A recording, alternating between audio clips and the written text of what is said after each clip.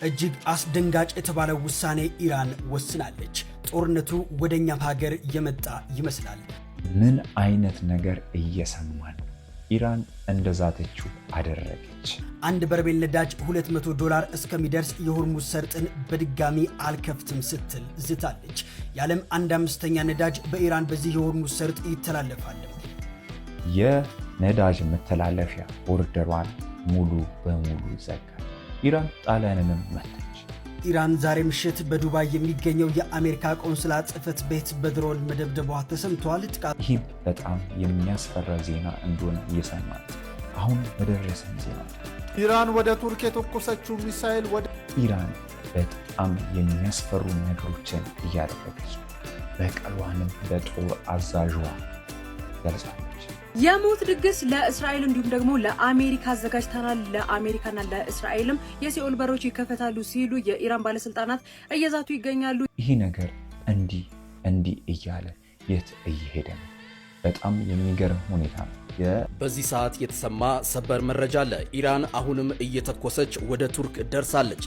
ሶስተኛው የዓለም ጦርነት መነሻው ይሄ ነው ብላችሁ እስራኤል በኢራን ውስጥ የሚገኙ ኢላማዎችን ስትመታ፣ ኢራን ደግሞ በኳታር ውስጥ የሚገኙ የአሜሪካ ጦር ሰፈር ላይ ጥቃት ፈጽማለችም። አታስቡም? በዚህ ሰዓት የተሰማ ሰበር መረጃ አለ። ኢራን አሁንም እየተኮሰች ወደ ቱርክ ደርሳለች።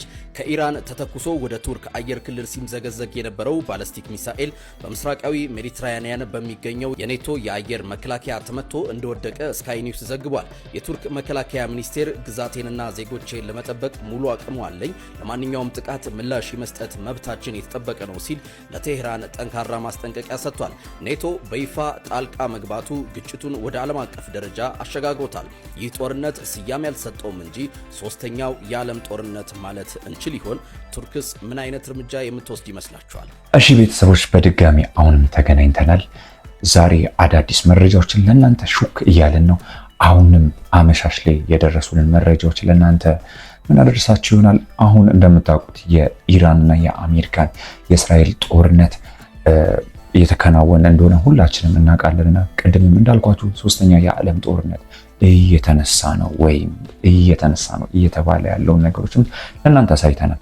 አሁን ግን በደረሱን ዜናዎች ኢራን የማይደገም በቀል ላይ ነው ያለችው እና አሁን ኢራን አሜሪካንን በሚገርም ሁኔታ እየተበቀለች ነው።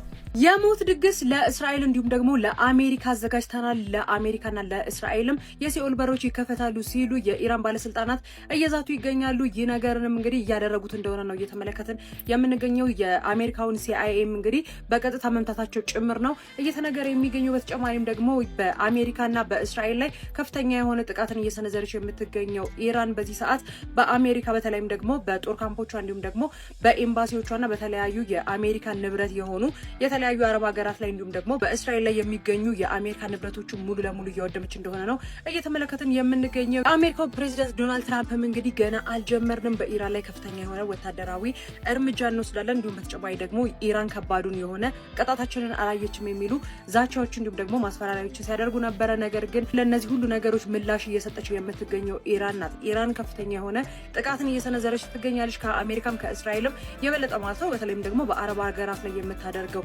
ጥቃት በዚህ የሚቀጥል ከሆነ ምናልባትም በዚህ 48 ሰዓት ውስጥ ከአረብ ሀገራት እንዲሁም ደግሞ ከሌሎች የአውሮፓ ሀገሮች ወደ ኢራን ጥቃት ሊሰነዘር ይችላል ተብሎ ይጠበቃል። በዚህ አረብ ኤሚሬቶች ላይ ዱባይ ላይ የሚገኙ የአሜሪካን ቆንስላ ጽሕፈት ቤቶችን በእጅ አዙር እየመታች ነው። ኢራን ታርጌት ያደረገችው የአሜሪካን ንብረት የሆኑትን የአሜሪካን የጦር ካምፖችንና በየሀገሩ የሚገኙ የአሜሪካን ኤምባሲዎችና የአሜሪካን የሲአይኤ ተቋማትን እያጠቃች ነው። አሁንም እንደምታውቀው ዱባይ ላይ የሚኖሩትን የአሜሪካን ኤምባሲዎችንና የአሜሪካን ቆንስላ ጽሕፈት ቤቶችን የአሜሪካን የሲአይኤ ተቋማትን እነሱን አነፍንፋ እያጠቃች እንደሆነ በዚህ ሰዓት በተሰማ መረጃ መሰረት ኢራን ዛሬ ምሽት በዱባይ የሚገኘው የአሜሪካ ቆንስላ ጽሕፈት ቤት በድሮን መደብደቧ ተሰምቷል። ጥቃቱ ተከትሎም በቆንስላው ህንፃ ላይ ከፍተኛ ቃጠሎ የተነሳ ሲሆን ጥቁር ጭስ ከሩቅ ቦታዎች እንደሚታዩ ሲኤንኤን ዘግቧል።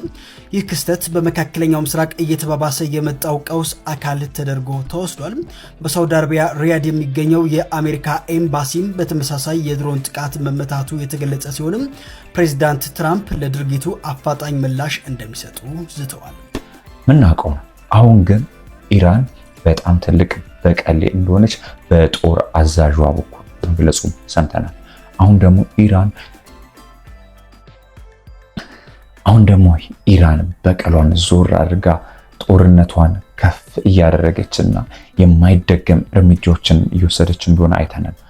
ኢራን ሌሊቱን በሲአይኤ ላይ ከባድ የተባለ ጥቃት ፈጽማለች። ኢራን በሳውዲ አረቢያ የሚገኝ የአሜሪካ የሲአይኤ መስሪያ ቤት ላይ በድሮን ጥቃት መፈጸሟን ሮይተር ዘግቧል። ኢራን እንግዲህ በሳውዲ የሚገኙ የአሜሪካ ኤምባሲን ጨምሮ በርካታ የአሜሪካ ንብረቶች እያወደመች ትገኛለችም። በተጨማሪም በተባበሩት አረብ ኤሚሬት ፉጃይራ ወደብ ላይ ጥቃት መሰንዘሯም ተሰምቷል። እናም ኢራን ሌሊቱን በሳውዲ የሚገኘው የሲአይኤ ስለላ መስሪያ ቤትን ከመታች በኋላም በቀጠናው ያለው አለመረጋጋት አይሎም ይገኛል። በሌላ በኩል እስራኤል በሊባኖስ ከተሞች ቤይሩትና ሲዶናን በቦምብ እየደበደበች ሲሆን ወታደሮች ደቡባዊ የሀገሪቱ ክፍሎች ተጨማሪ ኢራን አሁን ፊቷን ወደ ጣሊያን አዙራለች። ጣሊያንንም እየመታች ነው። ይህም ብቻም ሳይሆን ወደ ቱርክም ወደ ተለያዩ አገራትም ኢራን በቀሎቿን እያስነሳች ነው። ኢራን ወደ ቱርክ የተኮሰችው ሚሳኤል ወደ ቱርክ ሊገባ ሲል እዛው አየር ላይ መመታቱን እንግዲህ በአሁን ሰዓት የቱርክ መከላከያ ሚኒስተር ይህንን መግለጫ አውጥቷል። እንደሚታወቀው እንግዲህ ቱርክ ከኢራን ጎን መሆኗን አሳውቃ ነበር። እንደሚታወቀው ቱርክ የኔቶ አባል ነች። ታዲያ ቱርኩ ላይ የተተኮሰው ሚሳኤል የኔቶ አባል አገራትን ይመለከታል እና ይህ ጦርነትን በአሁኑ ሰዓት ወዳልተፈለገ አቅጣጫ እየሄደ ይገኛል። አሁንም ጦርነቱ በጣም እየተስፋፋና በጣም እየተዛመተ እንደሆነ የምናየው ይሆናልና በጣም አሳሳቢ የሆኑ ነገሮችንም እያየን ነው። ኢራን ያመረረች ይመስላል። ኢራን በዚህ ሰዓት እጅግ አስደንጋጭ የተባለ መግለጫን አውጥታለች።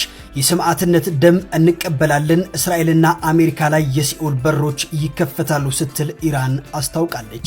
ኢራን የታጠቀቻቸው እጅግ ዘመናዊ ሚሳኤሎች በመጠቀም በጠላቶቿ ላይ የማያቋርጥ ጥቃት እንደምትሰነዝር ዝታለች። ጥቃቱ በተለይ በእስራኤልና በቀጠናው ባሉ የአሜሪካ ወዳጅ አገራት ላይ ያነጣጠረ እንደሚሆንም ገልጻለች። ገና በአሜሪካና በእስራኤል ላይ የሲኦል በሮች ይከፈታሉ ስትል ኢራን አሳውቃለች። ኢራን አሁን ምን አይነት በቀሌ እንዳለች ለመንገር በጣም የሚከብዱ ነገሮችን እያየን ነው። ይህም ብቻም ሳይሆን የሰሜን ኮሪያንም እንዳየነው ከሆነ እስራኤልንም በአንድ ሚሳኤል አጠፋለሁ ያለውን ነገር በአንድ ቀን ውስጥ እስራኤልን አመድ አደርጋለሁ ያለው ነገሮችን ይህም ነገሮችን በጣም እያሳሰበ ነውና ብዙ የሀገራት ላይ በጣም ፍርሃታቸው በጣም እየሰጋ ነው። በዚህ ከቀጠለ ደግሞ በጣም አሳሳቢ የሆኑ ነገሮችንም ይከሰታሉ ብለን እናስባለን። ስለ ጦርነቱ ምን አዲስ መረጃ አለ? የመካከለኛ ምስራቅ ጦርነት ለአምስተኛ ቀን በቀጠለበት በዛሬው ዕለት እስራኤል በኢራን ውስጥ የሚገኙ ኢላማዎችን ስትመታ፣ ኢራን ደግሞ በኳታር ውስጥ የሚገኙ የአሜሪካ ጦር ሰፈር ላይ ጥቃት ፈጽማለችም። እስራኤል ቴህራን ውስጥ የሚገኘው የኢራን አብዮታዊ ዘብ አካል የሆነው የባጂሲ ሚሊሻ ጽሕፈት ቤትን እንዲሁም ሌሎች ወታደራዊ ተቋማትን ማጥቃቷን የጦር ቃል አቀባዩ አስታውቋል። በተመሳሳይ ኢራን ኳታር ውስጥ በሚገኘው የአሜሪካ አየር ኃይል ሰፈር ላይ የተነጣጠሩ 2 ሚሳኤሎችን መተኮሷን የኳታር መከላከያ ሚኒስቴር አስታውቋል። አንደኛው ሚሳኤል በኳታር አየር ኃይል መከላከያ ስርዓት ሲከሽፍ፣ ሌላኛው ደግሞ በመካከለኛው ምስራቅ ውስጥ ትልቁ የተባለውን የአሜሪካ የአየር ኃይል ሰፈር የሆነውን አልኡደይዳን መምታቱን የኳታር መንግስት አስታውቋል። የምናያቸው ነገሮች በጣም ከባድ እየሆኑና አዳዲስ ነገሮች በጣም ለጆሮ የሚሰቀቁ ነገሮችን እየሰማን ነው። በዚህ ጦርነት ላይ ደግሞ በጣም ሰለባ የሆኑ ነገሮችን በጣም የተፈራ ነገርም እየተከናወነ እጅግ አስደንጋጭ የተባለ ውሳኔ ኢራን ወስናለች። ጦርነቱ ወደኛም ሀገር የመጣ ይመስላል። አንድ በርሜል ነዳጅ $200 እስከሚደርስ የሆርሙዝ ሰርጥን በድጋሚ አልከፍትም ስትል ዝታለች። የዓለም 1/5ኛ ነዳጅ በኢራን በዚህ የሆርሙዝ ሰርጥ ይተላለፋል። ኢራንም በታሪኳ ለመጀመሪያ ጊዜ ይህንን ሰርጥ ዘግተዋለች። በዚህም የነዳጅ ዋጋ በአንድ ቀን ብቻ 6% ጭማሪ ማሳየቱ ተገልጿል። አሜሪካ ጁን 2025 ላይ ያኔ በነበረው ውጥረት ኢራን የሆርሙዝ ሰርጥን ከዘጋች መጥፊያዋ ይሆናል ማለቷ ይታወሳል። ታዲያ አሁን ላይ ኢራን የዓለም ሀያላን ሀገራት ማስፈራሪያ ወደ ጎን በመተው በሆርሙዝ ሰርጥ አልፋለሁ የሚል መርከብን በሙሉ እንዳልነበረ አድርጌ በሚሳኤል ደብድቤ አሰምጠዋለሁ ስትል ዝታለች። ይህም ማለት ኢራን በነዳጅ ምርቷ በጣም ተታወቃለች እና የነዳጅ መተላለፊያ ቦርደሯን መዝጋቷን ሰምታለች። እናም አንድ ድፍድፍ ነዳጅ $200 በላይ ለመሸጥ ዝግጅቷን አጠናቀቀች። ይህ ማለት ባለስልጣን መሆኗን እያሳየች ነው።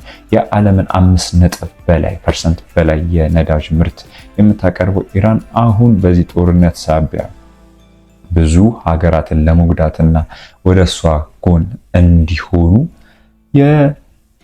በነዳጅ ምርቷ እያስፈራራች እንደሆነ ያየ ነው። ሰበር ዜና፣ እስራኤል በፍንዳታዎች እየተናወጠች ትገኛለች። ኢራን በእስራኤል ላይ የሚሳኤል ጥቃት መሰንዘሯ እየተዘገበ ይገኛል። የመካከለኛው ምስራቅ ውጥረት በአሁን ሰዓት ከፍተኛ ደረጃ የደረሰ ሲሆን የኢራን መንግስት በአሜሪካና በእስራኤል ለተሰነዘረበት ጥቃት የአጸፋ እርምጃ መውሰድ መጀመሩን ተሰምቷል። የእስራኤል መከላከያ ሚኒስቴር ከጥቂት ደቂቃዎች በፊት ባወጣው መግለጫ ከኢራን ምድር በቀጥታ ወደ እስራኤል ግዛት የተተኮሱ ሚሳኤሎችን መለየቱን አረጋግጧል። በአሁን ሰዓት በመላው እስራኤል የሚሳኤል ማስጠንቀቂያ ደውሎች ሳይረንስ እየተሰሙ ሲሆን ህዝቡ ወደ መጠለያዎች እንዲገባ ጥብቅ መመሪያ ተላልፏል። እንዲሁም በኢራን ከቴህራን በተጨማሪ በሌሎች 4 ከተሞች የፍንዳታ ድምጾች መሰማታቸውን የኢራኑ ፋርስ የዜና ወኪል ዘግቧል። እነዚህ ከተሞች የኢራን ቁልፍ የኒውክሌር እና የወታደራዊ ማዕከላት የሚገኙባቸው መሆኑ ጥቃቱ ከፍተኛ ኢላማዎችን ያማከለ እንደሆነ ያሳያል ተብሏል። በአካባቢው ያለው ውጥረት እጅግ አስፈላጊ ደረጃ ላይ የደረሰ ሲሆን የአሜሪካና የእስራኤል ጥምር ኃይሎች በኢራን የአየር መከላከያና የሚሳኤል ማከማቻዎች ላይ ጥቃቱን መቀጠላቸውን እየተዘገበ ይገኛል። ይህ ማለት የዓለምን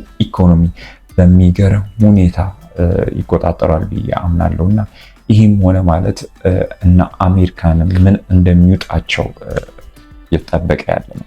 በዚህ ዙሪያ ላይ ደግሞ ቻይና ምንም አይነት ነገር ላይ ብዙም እንቅስቃሴ እያደረገች አይደለም። ቻይና በአሜሪካንቱ በእስራኤል በኢራን የታወቀ ነገር የለም። አሁን ጦርነቱ እየተስፋፋ ምን ይፈጠር ይሆን አናውቅም። ብዙ ነገሮችም ደግሞ በጣም በሚገርም ሁኔታዎች ላይ እየተከናወኑ ውጥረቱ ተባብሶ ቀጥሏል። ኢራን የአጸፋ ጥቃት ለመሰንዘር እየተዘጋጀች መሆኑ ተገልጿል። ኢራን የተፈጸመባትን ጥቃት ተከትሎ ብርቱ የአጸፋ እርምጃ ለመውሰድ እየተዘጋጀች መሆኑን አንድ ስማቸው ያልተገለጸ የኢራን ባለስልጣን ለሮይተርስ የዜና ምንጭ ገልጸዋል ሲል ቲክቫ አስነብቧል። የኢራን አጸፋ እጅግ ከፍተኛ ብርቱ እንደሚሆን ባለስልጣኑም አስታውቀዋል። በሌላ በኩል የኢራን ፓርላማ የብሔራዊ ደህንነት አማካሪ ሰብሳቢ የሆኑት ኢብራሂም አዚዚ በኤክስ ገጻቸው ላይ ባሰፈሩት መልእክት ጠንካራ ማስጠንቀቂያ አስተላልፈዋል። አስቀድመን አስጠንቅቀን ነበር ያሉ ሲሆን አሁን የጀመራችሁት መንገድ የመጨረሻው ከእናንተ ቁጥጥር ውጭ የሆነ ነው ሲሉ ገልጸዋል። እስራኤል ከኢራን የአጸፋ ጥቃት ሊሰነዘር እንደሚችል በመግለጽ ዜጎቿን አስጠንቅቃለች። ኢራንም እስራኤልም የአየር ክልላቸውን ዘግተውታል። እኛም ሰሞኑን በዚህ ጦርነት ሰበብ እንደ ዜና አንባቢ አድርጎናልና ይህም ጦርነት በጣም እያሳሰበ ነው። እንደ ሀገርም በጣም የሚገርም ነው እና ብዙ ዜናዎች እየሰማን ነው፣ ብዙ ምልክታዎችንም እያየን ነው። ግን ከባድ ነው። አሁን የኢራን አቋም በጣም ከባድ ነው። አሁንም ሁላችንም ባለንበት፣ አሁን ሁላችንም በተሰማረንበት ለፈጣሪያችን ጸሎት እናድርግ ሲል ተጠይቃለሁ። ሁሉ ቤተሰቦቻችን ቻናል ለብዙዎች ላይክ፣ ሼር፣ ሰብስክራይብ በማድረግ አጋርነቱን ገለጹ። እናመሰግናለን።